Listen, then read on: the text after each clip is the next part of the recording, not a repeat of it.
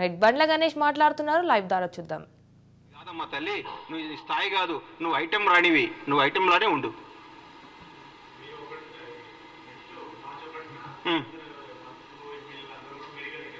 ఎందుకు మేము పగలగొట్టిన మేడిగేట్ ఎట్లా చూసుకోవడానిక, మేము దోచుకున్న మేడిగేట్ ఎట్లా ఉందో చూసుకోవడానిక, మేము బీటీలు బాడిపోయిన మేడిగడ్డను చూసుకోవడానిక, అన్యాయం చేసిన కాళేశ్వరం చూసుకోవడానిక, అక్రమాలు చేసిన కాళేశ్వరంలో ఏమేమి తప్పులు ఎట్లా వస్తాయో దీనికి ఎట్లా ఆన్సర్ ఇవ్వాలని వాళ్ళ ఎమ్మెల్యేలని వాళ్ళందరినీ తీసుకొని చూపించడానిక. పగిలిపోయింది కదా, పగిలిపోయిందా? మేము పగలగొట్టామా? మా ముఖ్యమంత్రి గారు మా ఎమ్మెల్యేలు మా మంత్రులపై పగలగొట్టి మీరు చూపించామా? మీరు కొట్టిన దాంట్లో పగిలిపోయింది, తప్పు ఒప్పుకోండి, దీన్ని బాగు చేయండి రా మా ప్రభుని ముఖ్యమంత్రి గారిని కోరుకోండి. దాన్ని ఎట్లా రిపేర్ చేయాలో, దాన్ని ఎట్లా ఓవర్కమ్ కావాలో, దాని ప్రజలకు ఎట్లా న్యాయం చేయాలో ఆలోచిస్తున్నాం. కానీ మీరు మేడిగడ్డ చూస్తేంది, పగిలిన మేడిగడ్డ అతుక్కుంటుందా?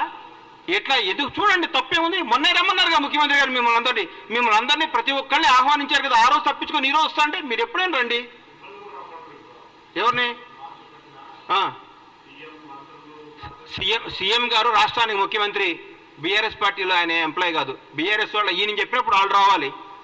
చెప్పండి, రోజు ముఖ్యమంత్రి గారు టైం తీసుకోండి, ముఖ్యమంత్రి గారు వాళ్ళు తీసుకుని పోతారు, మళ్ళా చూపిస్తారు. మా ప్రజాప్రతినిధులు అందరూ మా ముఖ్యమంత్రి గారి నేతృత్వంలో అందరినీ తీసుకుని పోతారు. మీరు టైం చెప్పేందుకు రారు. మార్చి 1వ తారీఖు ఏదో పని ఉందని చెప్తాం కాదు కదా. ఒకరోజు టైం పెట్టుకోండి, ముఖ్యమంత్రి గారిని రండి, సార్ మేమేం తప్పు చేసాం చూపించమనండి. ఆయన పక్కాగా తీసుకుపోయి మీ అన్ని సమస్యలు చూపిస్తాడు మీకు ఆయన. థ్యాంక్ యూ అన్న, నమస్తే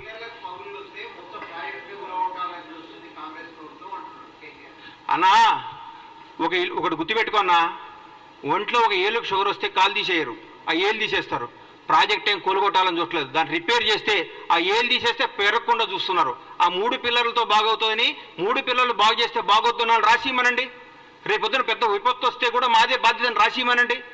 ఒకవేళ పొరపాటు మేడిగడ్డ పగిలిపోతే, మేడిగడ్డ పడిపోయి కొట్టుకోపోతే బీఆర్ఎస్ ప్రభుత్వం బాధ్యతను రాసిమని చెప్పండి. వాళ్ళు చెప్పినట్టు చేస్తారు. రేపొద్దున లక్షల కోట్ల జనం, వేల మంది ప్రాణాలు, కొన్ని కోట్ల ఆస్తులకు రెస్పాన్సిబిలిటీ ఎవరు?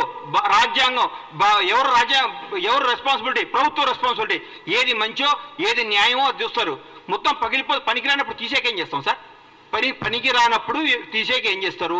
పనికి వస్తే పడగొట్టడానికి పిచ్చోళ్ళ ఇల్లు. పడికి వస్తే ఇంతమందికి ఉపయోగపడేది ఉంటే ఎందుకు పడగొడతారు దాన్ని? మీరు తప్పు చేస్తున్నారు. మీరు 3 పిల్లర్లు వస్తే, మనిషిలో 3 పిల్లర్లు వస్తే దాని రేపు 3 పిల్లలు 30 పిల్లర్లు కాకుండా దీన్ని అరికట్టాలి. లేకుంటే 3 పిల్లలు రిపేర్ అయితే కథ ఉందంటే బాగొద్దు వాళ్ళు రాసిమనండి. ఈ మేడిగడ్డ, ఈ కాళేశ్వరం వల్ల ఏ నష్టం వచ్చినా, ఏ విపత్తు వచ్చినా ఏదైనా బాధ్యత మాది అని రాసిమనండి. దాని ప్రకారం పోదాం. రేపైనా పొరపాటు జరగడం జరిగితే కొన్ని వేల ప్రాణాలు, లక్షల ప్రాణాలు పోతాయి, కొన్ని కోట్ల ఆస్తులు అన్యాయం అయిపోతాయి. ఎవరు దానికి రెస్పాన్సిబిలిటీ? నువ్వా కేటీఆర్ రెస్పాన్సిబిలిటీ?